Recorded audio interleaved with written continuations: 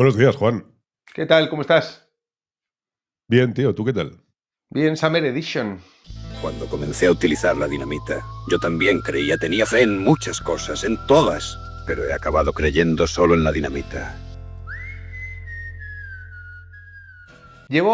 No sé cuántos años llevo sin irme de vacaciones, a lo mejor 6, posiblemente.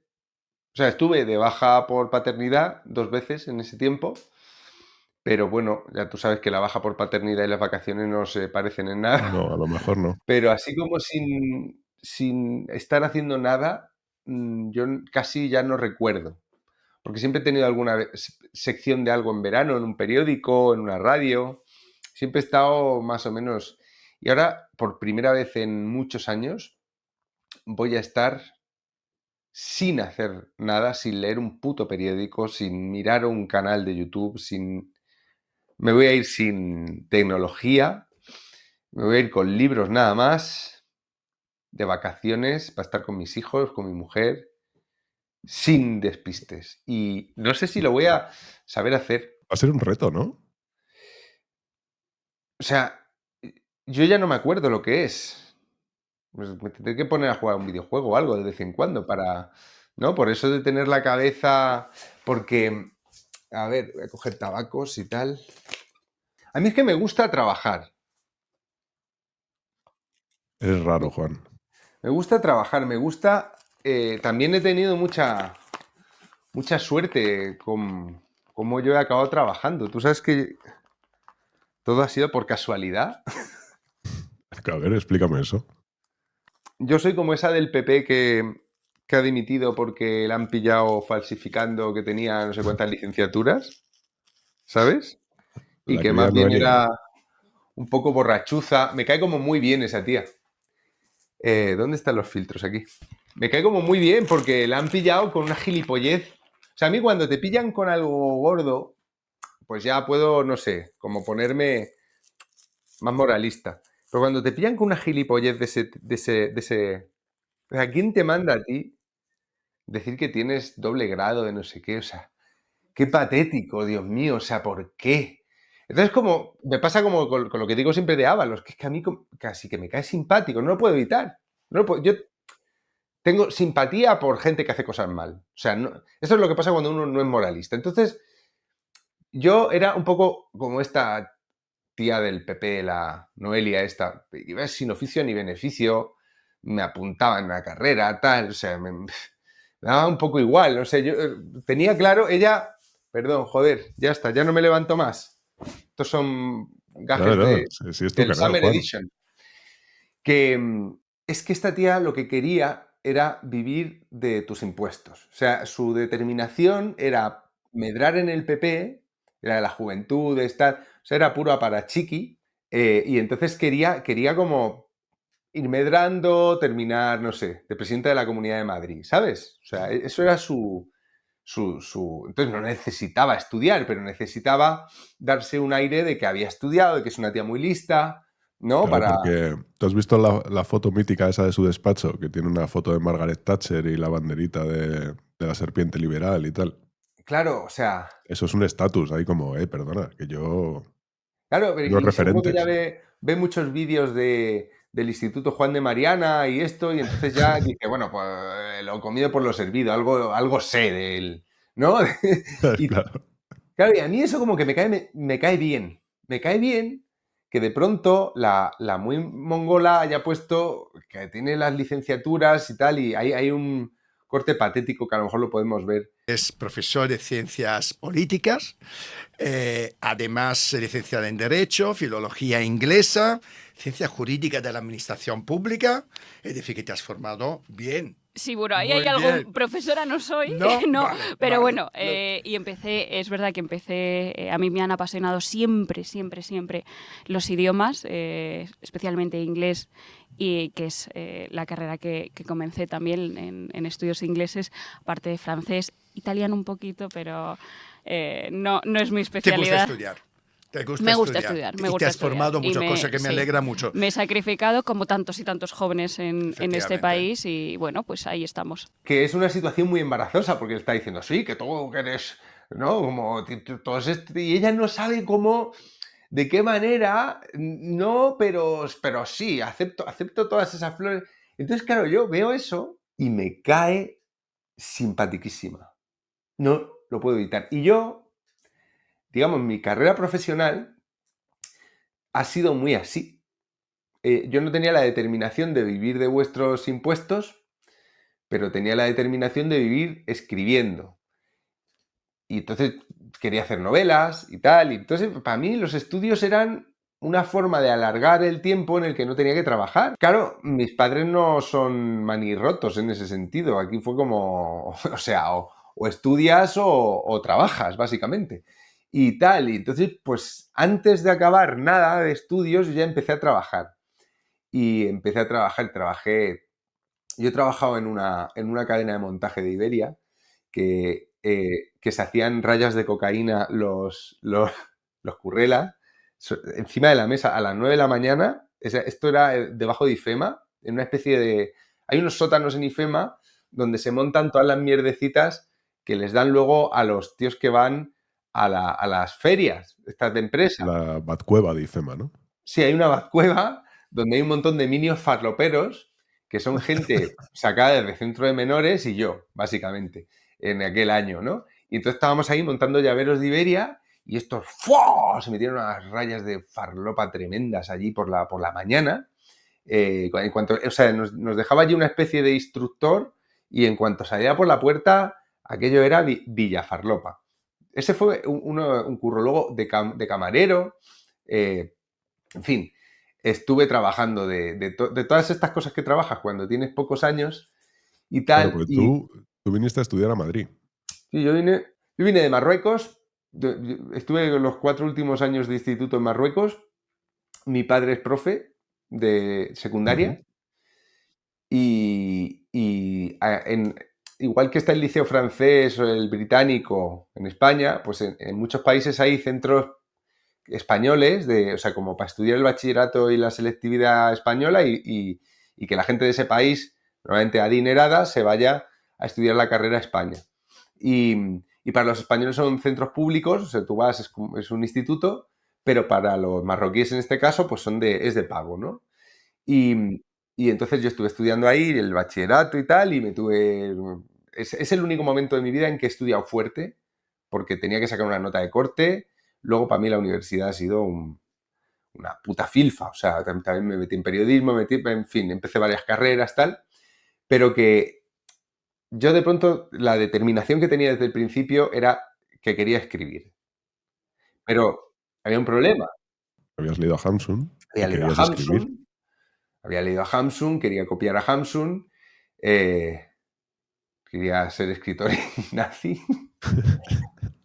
y tal. Y entonces o sea, yo descubrí enseguida en Madrid que tú para ser escritor necesitabas padrinos y mis padres no tenían amigos. Mis padres eran una pareja de un profesor y ama de casa. Ahora mi madre es psicóloga y tal, se fue sacando estudios así mientras nos criaba y este rollo por la UNED, pero y ahora trabaja, pero vamos, nosotros éramos una familia muy, pues eso, padre profe de la pública y madre que no trabajaba, o sea que tampoco, y no formaba, en Murcia no conocían No a... teníais amigos ministros ni... No, pero ni siquiera amigos periodistas. Yo nunca, el primer periodista que conocí fue José María Calleja en primero de carrera, que era profe en la Carlos III y tal. Y entonces, ese fue el primer periodista que yo vi. Para mí, un modelo de periodista era, eh, ¿cómo se llama? José Coronado, La serie, ¿no? la serie y la tía buena de las tortugas ninja, que me ponía April muchísimo. O'Neil. April O'Neil. Qué April buena, O'Neil, tío. con esa ropa amarilla y tal. O sea, eso para mí era un periodista, era alguien que estaba con las tortugas ninja y tal. Y sí, sí. Y yo no quería ser periodista ni de coña, porque consideraba que la prensa es pura mierda y tal. Con 18 años ya lo había descubierto, que la prensa es una cosa que no me llamaba nada la atención. no sé, eso de ponerle un micrófono a un político siempre me pareció deleznable, luego no sé. Era de esa generación también, es que la gente no creía mucho. Dicen que ahora luego con las redes, que no existían entonces, pero luego con las redes la gente se volvió mucho más descreída de la prensa. Yo creo que la gente en general siempre supo que lo que te cuentan los periódicos pues es una parte, ¿no? O sea, si no lees eso no te puedes enterar de nada, efectivamente, pero que hay manipulación siempre la gente lo había sabido, ¿no? El caso es que me puse a estudiar eso porque te permitía estar mucho tiempo haraganeando y entonces, claro, tenía que conseguir padrinos. Entonces, esto lo he contado en alguna vez que me fui al Café Gijón porque había leído a Umbral y me fui al Café Gijón porque allí, según Umbral, 60 años antes es donde iban los escritores y los advenedizos que querían en la Sí. capital empezar a medrar en ese mundo. Entonces me fui al Café Gijón y es una anécdota muy, muy, muy divertida. Lo que pasa es que ya la he contado alguna vez, pero bueno, que yo me puse a mirar, 18 años, con mis poemas. Yo entonces escribía poemas, por suerte ninguno está publicado. Me puse con mis poemas a mirar a ver si veía a los escritores y detecté a una mesa que indudablemente eran escritores, porque eran viejos, estaban vestidos de manera antigua y como que estaban en una conversación con cafés con leche muy, muy intensa. Entonces yo, de hecho, a uno lo reconocía casi, o sea, no sé, pensé, ese tiene que ser, no sé, pero ese es alguien, ¿no? Entonces me acerqué con mis huevos y les dije, soy un poeta que viene de provincias. Tú fíjate, es que Umbral hace mucho daño cuando eres joven. Qué bonito, Juan. Soy un poeta que viene de provincias a probar suerte en la capital. Me temblaban hasta los cojones. Y les he traído unos poemas a ver si ustedes me pueden decir si yo tengo futuro o no. Y entonces el que yo identificaba como ¿quién es este? ¿Quién es este? Este seguro que tiene el premio Cervantes, pero no sé quién es, tal. Me miró así, tal, estaba sentado. Cogió la, cogió la, cogió la carpetita que yo traía, una carpetita de... Había ido a comprar una carpeta, esto es muy gracioso, había ido a comprar una carpeta azul porque yo mis poemas los guardaba en una carpeta de Dragon Ball. Y no me parecía que yo pudiera presentarme. Claro, Dragon Ball y Umbral no casaban, ¿no? Claro, pero era la carpeta que yo tenía de adolescente, entonces ahí es donde metía las cosas. Y tal, y entonces me cogió mi carpeta, la abrió muy ceremonioso, miró a los demás, tal, se leyó un par de poemas y me dijo, bueno, usted tiene fuerza lo que escribe, pero tiene que pulir el estilo, todavía tiene trabajo, tal, pero estoy seguro de que usted tendrá suerte, tal. Y ponía alguno cara de cabrón por ahí, de los otros viejos, yo, no sé, me fui decepcionado porque yo esperaba que me acogiera como pupilo ese tío, ¿quién era? Claro. No sé quién era. O sea, yo estaba así, no sé pero yo, sin saber quién era, el aura, Sí. yo quería ser su aprendiz. Quería traerle los cafés y escuchar las conversaciones sesudas. Era como el Quijote, ¿sabes? El Quijote lee novelas de caballería y se convierte en un caballero andante, y yo había leído a Umbral y me había convertido en un escritor de provincias de los años 60 en Madrid. Claro, eso te iba a decir, que esto tú lo sacas de Umbral, ¿no? Es como, Sí, sí, de yo Umbral. quiero escribir, entonces Es yo que Umbral lo escribo dice. y luego voy y busco un maestro, ¿no? Sí, Para sí. meterme en los círculos, como has dicho, tener padrinos y... Tú te lees las ninfas, a esa edad tan impresionable de Umbral, y entonces tomas la determinación. Y no solo me ha pasado a mí, o sea, es una epidemia. Que lo he hablado esto con amigos ya mayores y tal, y es que pasaba. Bueno, el caso. Ese Umbral era el periodista que yo quería ser, que era el Ujú. escritor barroco que estaba en un periódico como una especie de cosa extraña, ¿no? Bueno, esto quedó ahí. Yo me salí del Café Gijón un poco deprimido no, mi primer intento había fracasado con quién era este tío, este premio Cervantes o alguien, no sé, lo he visto en la portada del Babelia, ¿quién es? Gelbenzu, no sé, ¿quién será? No sé. ¿Quién puede ser? Pasó un tiempo y hubo unas protestas. Pasó un tiempo y fue el atentado de Atocha. El atentado de Atocha fue el primer momento del 11M, que el primer momento que yo sí que sentí que ser periodista podía ser divertido. En ese momento tan dramático, para un recién llegado a Madrid, porque yo había llegado en septiembre y esto pasó en marzo del año siguiente, pues era, o sea, la calle palpitaba, tú ibas por la calle, o sea, aquello fue una tragedia. El ambiente en Madrid era muy denso. Sí, pero también era muy bonito, porque Madrid se abrió las venas, ¿sabes? Cuando yo fui a donar sangre y ya no hacía falta por la mañana. Y entonces la gente comentaba, era una cosa muy bonita, muy dolorosa, pero era como la respuesta de Madrid y cómo todo el mundo se movilizaba y cómo los rumores que habían. Claro, hay mucha vida en una herida abierta, ¿no? Claro, una cosa tan salvaje para un joven que quiere contar el mundo, que es lo que yo pienso que quería, pues de pronto el mundo estaba dando una historia impresionante, ¿no? Además, había huelga en la Carlos III, pero nosotros íbamos, o sea, nos hubiera pillado a muchos compañeros el atentado, pero había una huelga de estudiantes. La única huelga de estudiantes que ha conseguido algo fue esa. Y no fuimos a la universidad. A mí me despertó esa mañana mi abuela, me estaban llamando todos por teléfono, claro, y yo pasando y pensaban que estaba muerto mi familia. Estaban todos preocupadísimos, ¿no? Bueno, el caso es que en ese momento yo acabé conociendo a gente nueva. Ese día me hice muy amigo de gente que no he vuelto a ver. Si alguien de los que ese día estuvieron conmigo se acuerda, que me escriba, porque muchas veces me preguntaba, ¿esa gente quién era, no? Y entonces nos fuimos a un meeting de un partido político comunista españolista, los primeros rojipardos, yo creo, la UCE o algo así, la Unión Comunista de España o algo así, que estaban pensando qué hacer, qué recomendar ante las elecciones que venían y recomendaron votar al PP. ¡Wow!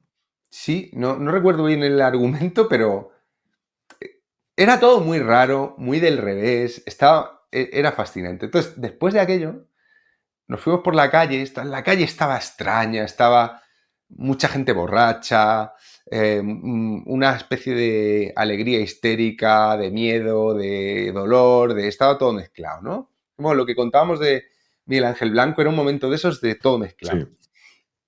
Y entonces recalamos en el Café Gijón, al que yo no había vuelto a entrar desde el primer día.